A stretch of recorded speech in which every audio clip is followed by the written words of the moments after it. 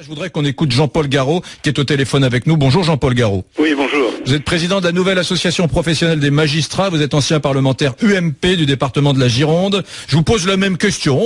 Voilà. Est-ce que vous pensez que tout est dans l'ordre des choses, dans le séquençage et dans le planning qui semble voir émerger un certain nombre d'informations quelques jours avant le premier tour des municipales?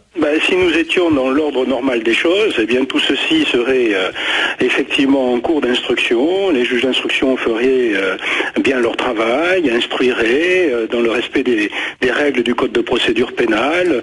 Il y aurait bien sûr la présomption d'innocence, et les gens pourraient se défendre comme ils le souhaitent, etc., etc.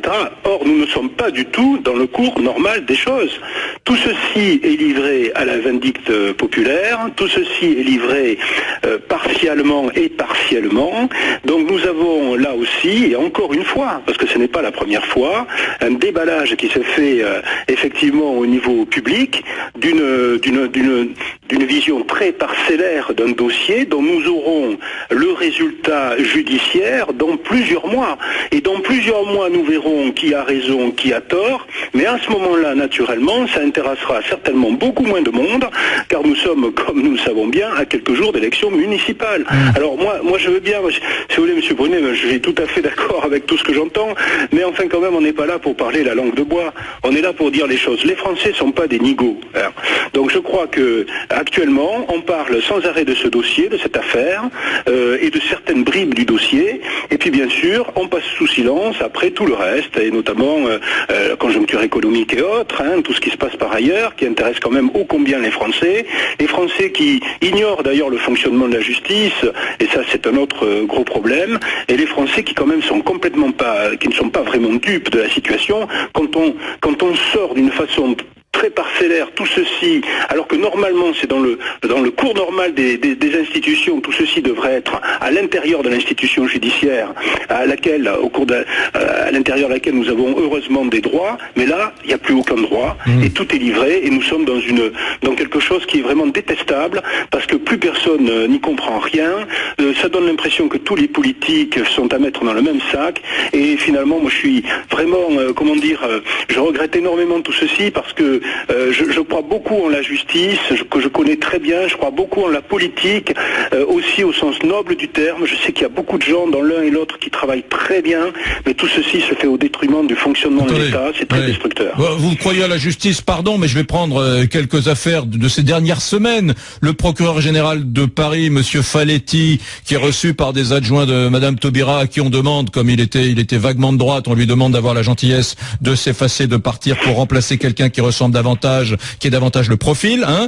Oui. Je prends une autre affaire, tiens, le mur des cons. On a appris, c'était le premier anniversaire de la découverte du mur des cons. Il a fallu 1 an pour qu'une magistrate, Madame Sylvia Zimmermann, qui est la présidente pour qu'on mette en examen la présidente du syndicat de la magistrature. Il aura fallu 1 an, alors qu'en même temps, tiens, souvenez-vous, au moment où il fallait sauver le soldat Manuel Valls dans l'affaire Dieudonné, hein, eh bien, le Conseil d'État a statué en 2 heures et a dit non, Manuel Valls a raison, il faut interdire Dieudonné.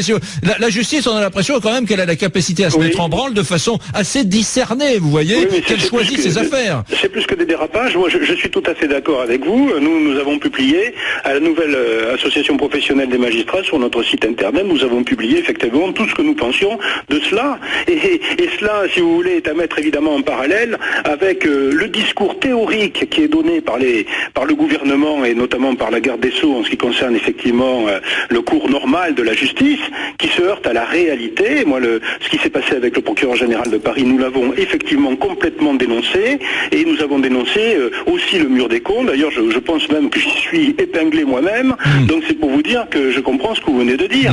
Non, mais dans cette affaire, écoutez, quand on voit par exemple le garde des Sceaux qui finalement est désavoué par son Premier ministre, qui va en contradiction même avec une circulaire qu'elle a fait passer le 31 janvier dernier, dans lequel elle demande des informations sur tout ce qui peut avoir finalement un retentissement médiatique national, et ça c'est les termes même de la circulaire, tout ce qui peut entraîner une médiatisation possible ou effective de la procédure. Quand on voit qu'elle se défend comme elle peut en accusant sa directrice de cabinet, ça c'est le dernier élément qui vient de sortir. Ouais, enfin tout ceci est effarant. Non mais si vous voulez, moi ce que je veux dire par là, c'est que C'est la justice avec un grand J qui en est sali. Hein, et moi, ça fait 30 ans que je travaille dans ce métier et j'en suis profondément attristé. Et je connais bien aussi le système politique. Et donc, je voudrais qu'on sorte de tout ceci. Non, mais ce qui est fabuleux, Jean-Paul Garot, c'est que grâce à un certain nombre de journalistes aujourd'hui, il va se dégager une idée de tout cela, de tout ce que nous vivons aujourd'hui, c'est que la justice, c'est un paradoxe incroyable, est ou était aux ordres de Nicolas Sarkozy. Et c'est la théorie la plus fumeuse qui soit, parce que il sera peut-être établi d'ailleurs, on ne sait jamais, que Nicolas Sarkozy a essayé d'établir des passerelles pour être informé par des magistrats, qu'on pourrait appeler des magistrats amis. Ça restera à prouver, mais imaginons que ce soit le cas. Bon, mais quand même, dans l'immense majorité, il ne me semble pas qu'on peut dire du quinquennat de Nicolas Sarkozy qu'il a eu les magistrats à ses pieds qui faisaient tout ce qu'ils voulaient. Et pardon, mais d'une façon beaucoup plus soft, plus délicate et plus subtile, il me semble au contraire qu'aujourd'hui, il y a plutôt un certain nombre de convergences d'opinion entre un certain nombre de magistrats et Madame Taubira et Monsieur Hollande quand même, non? S'il y a un ami des juges quelque part, entre ces deux présidents, s'il y a un ami des juges, c'est quand même pas Sarkozy. Et pourtant, c'est l'idée qu'on est en train d'accréditer, là, qu'il était renseigné par des juges. Ah non, je peux attester du fait que, effectivement, Nicolas Sarkozy n'a pas d'amitié particulière dans la magistrature. Ça, je crois que c'est une évidence. Et il y a peut-être des erreurs qui ont été commises dans le passé en ce qui concerne certaines réformes qui ont braqué la justice. Alors de là à dire que maintenant la justice s'organise pour aller à l'encontre de Nicolas Sarkozy, c'est un pas que je ne peux pas évidemment franchir.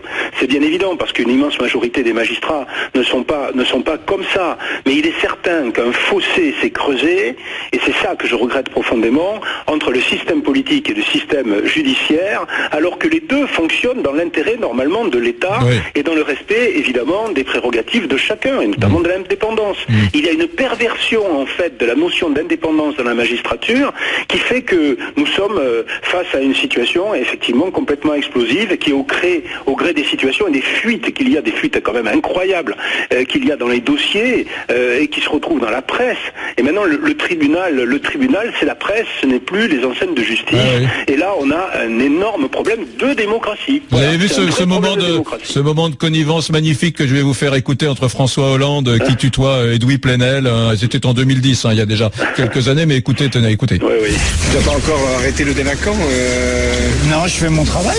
Voilà. Là, vous avez fait plus que le travail. Voilà. Bon, on essaye de... Sarko, on va l'avoir ce con, mais surtout, je fais mon travail, tu n'as pas encore arrêté le délinquant, c'est quand même magnifique, je fais mon travail. On essaye de déjeuner, j'imagine, c'est ce qu'il va lui dire. Bon, ils sont potes, ils sont copains, ce sont des choses qui arrivent, mais on voit bien quand même que derrière tout ça, il y a des connivences. On peut pas en tirer de conclusions hâtives, mesdames, messieurs, mais bon, moi personnellement, j'en pense pas moins, comme on dit. Merci beaucoup, Jean-Paul Garot. Bonne journée.